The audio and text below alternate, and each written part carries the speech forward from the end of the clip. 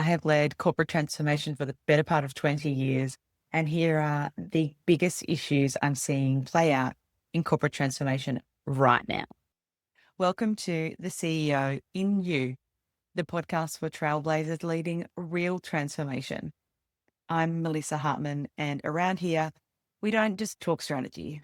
We build the mindset, influence, and momentum to lead change that actually sticks.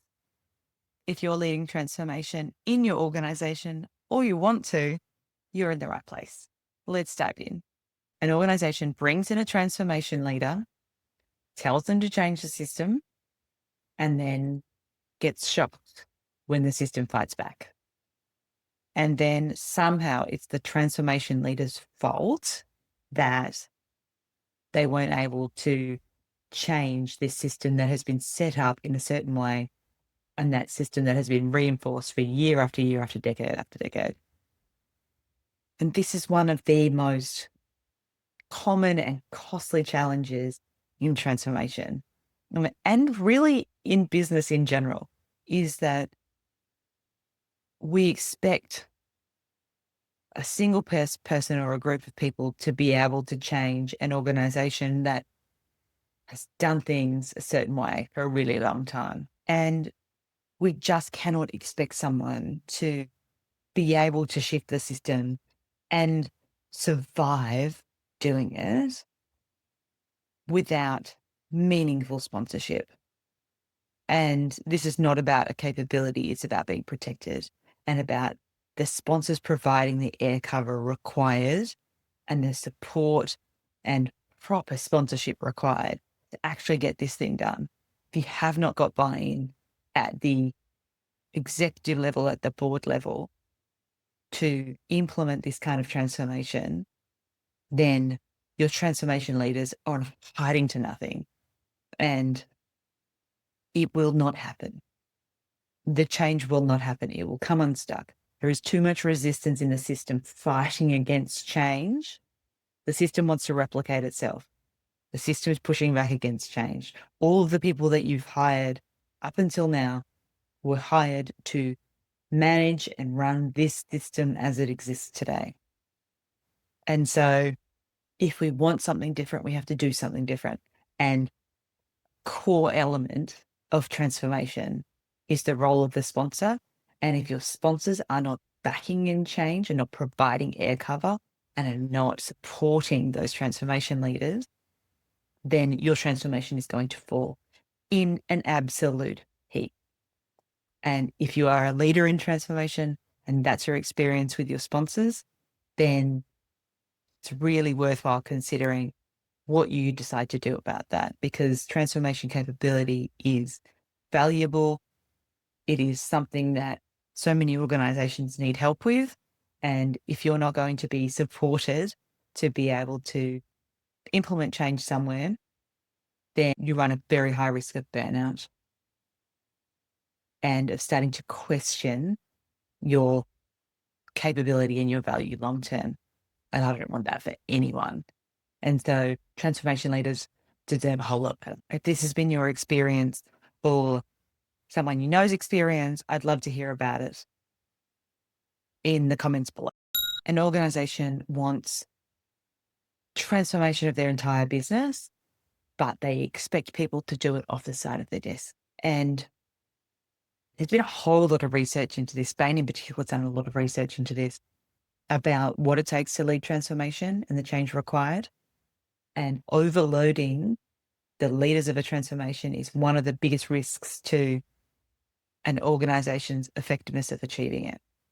And you can see why, right? Like you can see why people would ask their most competent leaders to take on more work. And we see it time and time again. But if transformation is really important, then we need to signal that to the rest of the organization. And we need to make sure that those people that are great at leading change in our organization, at creating the future of our organization, are focusing their attention on the stuff that we care about the most. And if this transformation is that stuff that you care about the most, then how are you untangling the rest of the responsibilities that those leaders have, so that they can actually get on with the act of transforming your organization and creating the future of it. Now, oftentimes that creates challenges because then they've got other stuff that they might hold dear and they might like doing a lot of things. And that's where we start to consider what are the pathways in terms of people's careers and responsibilities, because transformation is not something that we do once and then be done with. Transformation is something that we continue to commit to, and we will deliver this transformation and then there'll be another one and then there'll be another one. They don't stop or go away. It's just a matter of what is the one we're dealing with next as an organization. And so that capability and holding on to that capability and then building it over time is so powerful. And that starts with saying to those transformation leaders, those leaders of change in your organization, this thing is important and I want you to focus your attention on it because I think you can get it done. Have you seen this play out in your organization, this idea that transformation happens on the side of your desk?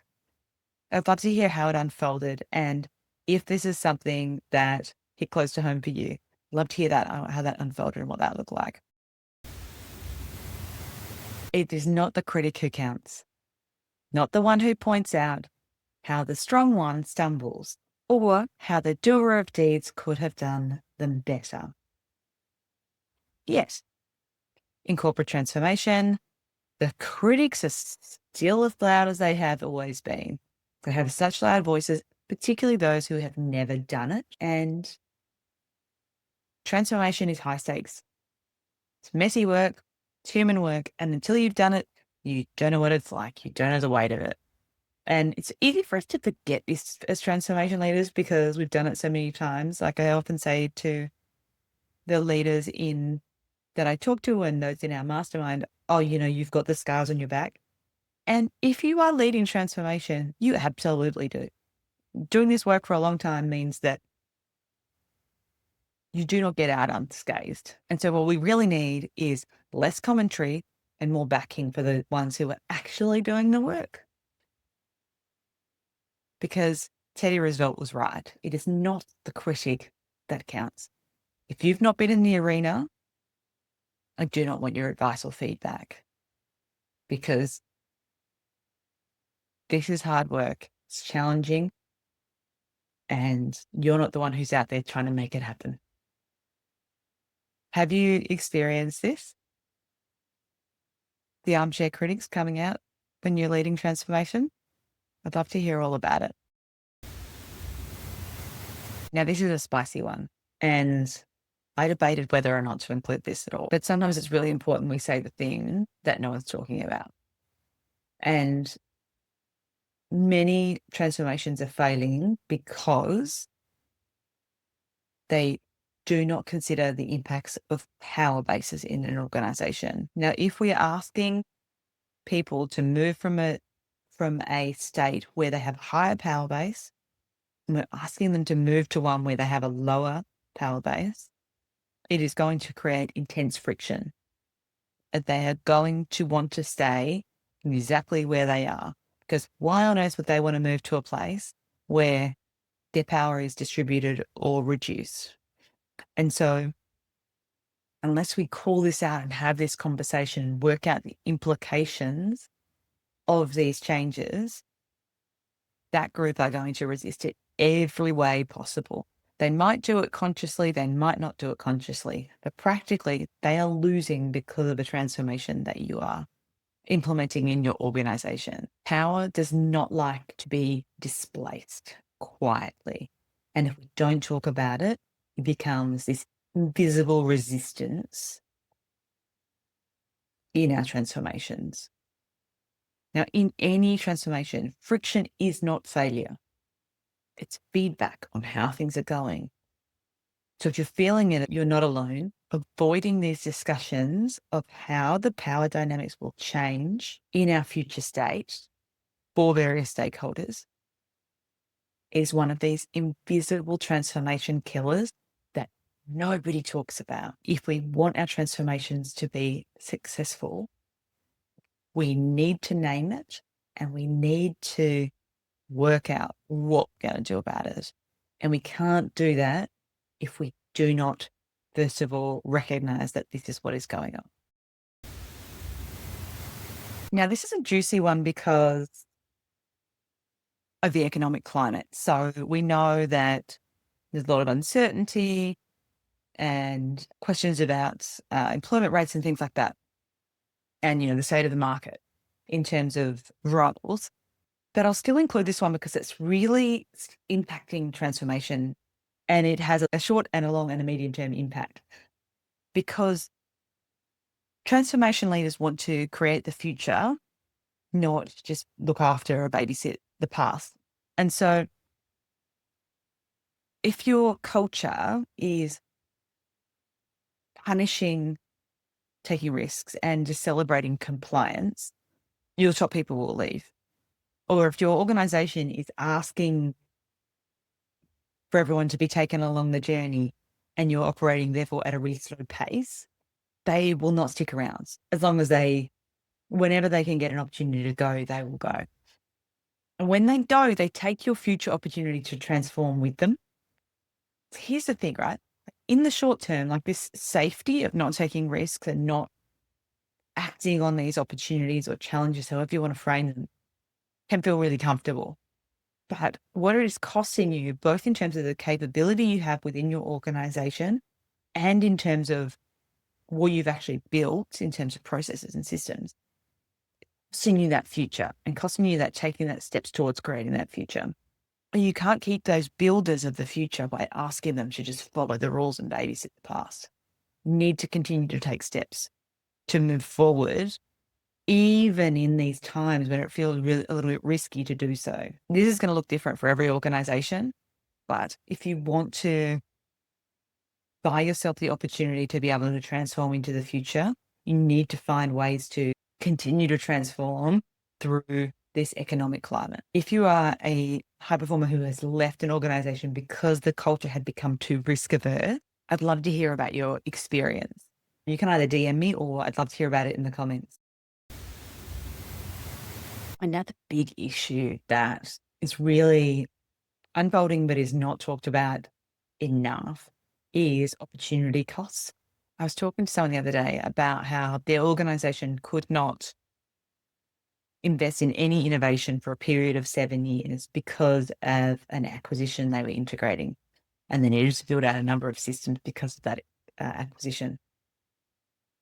And I don't know that when that board signed off on that acquisition that they deeply understood that buying that other company and integrating it was going to cost them 7 years of innovation, because that is a huge time frame to miss out on creating the future of your organization. And if they did realize it at the time, they certainly didn't put in the appropriate mechanisms to recognize that this integration was going to suck up so much organizational capacity and create other opportunities to innovate on the outside of that. And that's an example of an opportunity cost that has sucked out organizational capacity.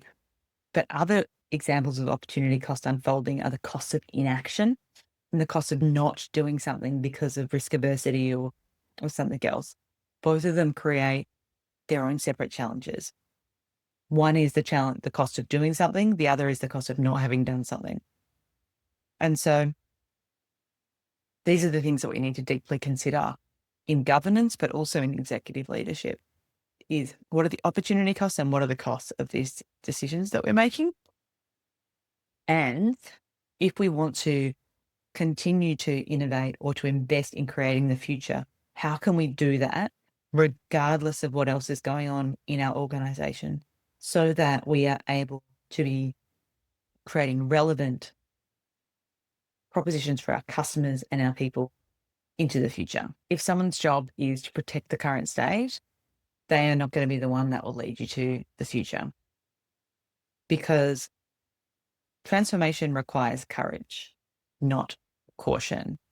And we cannot keep putting operators in visionary roles and hoping for bold outcomes. We cannot keep delegating disruption to people whose job literally is predictability. We want them to run those systems day in, day out, make sure they hum, make sure they deliver for our customers, make sure they deliver for our people. We can't ask them to break the systems they are in charge of running.